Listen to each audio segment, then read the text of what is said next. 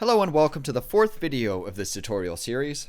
In the last video we created two forms and linked them together. In this video we're going to add workflow to both of our forms, set up some notifications to alert users of tasks, and create a simple trigger to automatically change our task records to overdue when they pass their due date. Let's get started adding workflow to our first form. We'll start with the project form since the workflow will be relatively simple for that one. Now, at the time that I'm making this tutorial, we have two workflow user interfaces which can both be accessed. We're going to stick with the newer UI since the other one will eventually be retired. The old UI is accessed using the workflow tab in the form editor, and the new UI can be accessed using the workflow card on the form design dashboard. Let's go ahead and select our project's form, and then select the workflow card to open the workflow editor. Great. So this is the workflow editor. On the left side, we have our workflow stages. Every new form will start with a draft stage and a completed stage. In the middle, we have the security options for the selected stage. It shows all our roles on the left, followed by some general permission options in the middle. And on the right, we have more specific granular permission options where we can assign permissions down to the field level. We'll be coming back to the security in a couple videos. Below the security options, we have all our action buttons for the selected stage. As you can see in the draft stage, we have a submit button. Let's go ahead and start creating our project's workflow. The first thing I'm going to do is change the name of the completed stage to active. We can do that by selecting these three dots here and clicking edit stage. Then I'll replace completed with active, and I'll leave the color green. We don't need an icon, so I'm going to leave this box checked and then press update. Now that we have a stage for active projects, we're also going to need a stage for inactive projects or past projects. So let's add a stage by clicking the add stage button at the top of the stage list. Let's name this stage archived, and I'll give it a purplish color and tick on the hide icon checkbox. Then click create. Now that we have our three stages, draft, active, and archived, we need a way to move through them. Let's go back to the draft stage and take a look at the submit action button. We're going to keep this button, but let's open the properties so we can tell the button what to do. The properties button is found here on the right side of the action button card. So here we have all the properties for our submit button divided into 4 tabs seen here on the top of the properties panel. The Actions tab is where we tell the button what actions to take when it's pressed. We have both conditional and default actions. We're only going to need default actions for this workflow since our workflow is going to be pretty simple. We just need buttons that are going to move our records through these stages. Since we edited the completed stage that was already there, the submit button is actually doing what we want it to, which is making our project active. Let's move on to our active stage by selecting it in the stage list. As you can see, we have no buttons for this stage yet. Let's create a button to move the record from active to archived. Start by clicking one of the new buttons. Let's name this button archive and press create. Notice that when you create a button, the properties panel automatically opens. Let's change the default action, which is defaulted to redirect to a previous page. Go ahead and select the first drop-down and choose Change Stage from the list of actions. Then, let's select our Archive stage in the next drop-down. Great. Our button will now change the record stage. Let's take a look at the other tabs in the Properties panel. Security lets you choose role-based, mode-based, and condition-based visibility for the button. We'll be editing the security settings in a couple videos, so let's leave that as is for now. The Dialog tab lets you add a confirmation dialog pop-up on button click. We will be adding one of these to the next form, but we don't need it for this workflow. Finally, Format lets you customize the button appearance. This is also one place you can change the button name. The other is by clicking directly on the button name in the button card here. Let's customize our button a little. We'll leave the name as is. For the button type, I'm going to go with text, icon, and color option. For the button theme, I'm going to go with flat, and I'll leave the button size as default. For the button color, I'm going to make it similar to the color I chose for the archive stage, which is a purplish color. And for the icon, I'm going to search for archive and go with this one here.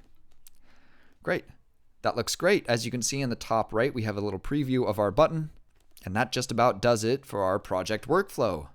We'll be coming back to this editor to change some security options later on, but for now, we'll move on to our task workflow. So let's save and close using this button here. Then select our task form and click the workflow card to open the workflow editor. The task workflow will be a little bit more intricate than our project workflow. We're going to keep both the draft stage and the completed stage as they are, but let's add another stage using the add stage button, and we'll call this one in progress. Let's give it a yellow color and a clock icon. Then let's add one more stage and call it overdue. Let's give this one a red color. And I like this X icon. Since two of our stages have icons, let's edit the completed stage and add a checkmark icon just for consistency. All right, this one will do. Let's also rearrange our stages. The order of the stages here doesn't change anything, but keeping them in some kind of logical order can help when editing, especially on forms with many workflow stages. Let's move our in progress stage before the completed stage, since that will be the first stage a task starts in, by hovering the mouse cursor over the stage card here and clicking and dragging the 2-bar icon. Nice. We'll leave the completed stage second, since ideally these tasks will be completed on time. Now, let's add our buttons. We'll start with the draft stage's submit button. Let's open up the properties. As you can see, since we didn't change the default completed stage, our submit button moves our record straight to the completed stage. Let's change that to the in progress stage. I also want this button to automatically send the assignee an email notifying them that a new task has been assigned to them. So let's add a default action and choose send email. Since we haven't created our email yet, let's click new. All right, let's give our email template a name like new task assigned. Great. For the email subject, let's put something simple like you've been assigned a new task. And then we'll put a colon and type the @ symbol, and we'll select the task title so that the task title now will appear in the subject line depending on what we fill out in that field. For the email body type, let's choose select some form fields, and let's pick project, task title, due date, and task details to appear in the email. And finally, for the recipient, let's change it from role to field and select our assignee field. That way, whoever we put in the assignee field on our form will receive this email. We'll come back to this email template at the end of the video to see how we can further customize it, but this will do for now. For the sake of time, we'll keep the name and format of this button as is, but of course feel free to customize it to your liking. But let's move on to the in progress stage and add a button. We'll call this one complete task. Okay. Let's edit the default action to change the stage to completed. All right. Now, let's also add a confirmation dialog to this button, both to prevent users from accidentally completing a task and also give them an opportunity to add a comment to the task when completing it. So let's move over to the Dialog tab of the button properties and tick on the confirmation dialog. For the dialog title, which will appear at the top of the dialog box, let's put confirm complete task. Then for the dialog description, which will appear smaller below the title, let's put something like, would you like to add any comments? Finally, let's add the comment field from our form to the dialog box by selecting here and choosing the comments field. Now, when a user clicks this button, they will be prompted with a confirmation dialog where they can add comments before completing the task or choose not to complete the task. Now let's just quickly change the format of this button. I'll go with just text and color for this one, and we'll make it stroked. Since our button name is kind of long, let's change the button size to compact. And lastly, let's go with a green color. All right, that looks good. Now we're almost done with this form's workflow. The last thing we need to do is copy this action button to the overdue stage, since when a task is overdue, we still want the ability to complete it. So let's close out of the properties panel and select the copy button next to the properties button on the action button card here. All right, let's get rid of the dash copy at the end of the button name, and then let's select the overdue stage from the list and press copy. Now, if we go to our overdue stage, you will see an exact copy of the complete task action button. That does it for our forms workflow. Let's move on to the final part of the video, creating a trigger to automatically check our records for overdue tasks and then moving them to the overdue stage. So let's save and close, and then let's move to the triggers section of the editor. All right, let's go ahead and create a new trigger with this button here. We'll call this trigger check and set tasks overdue. All right, we'll skip the description. The form we want to check is the tasks form, and we want this trigger to trigger on a schedule. Great. Go ahead and click create. So on the top here in the general section, we have the information we just filled out. We want our trigger to check our records every day. So let's change the trigger schedule to daily, and we'll leave this value as 1. For the hours of the day, I like to put around 2 to 3 a.m. so it'll check nice and early in the morning. And of course, select your time zone so it's not prematurely triggering or triggering too late. We have no reason to delay the start of this trigger, so we'll leave it as any time. And there's also no reason for it to end, so we'll leave this as never. All right, now we're going to want to add a couple filters to make sure we're only altering the records we want. The first thing we need to do is make sure the trigger is only looking at tasks that are in the in progress stage. So we'll select status equals in progress. Okay.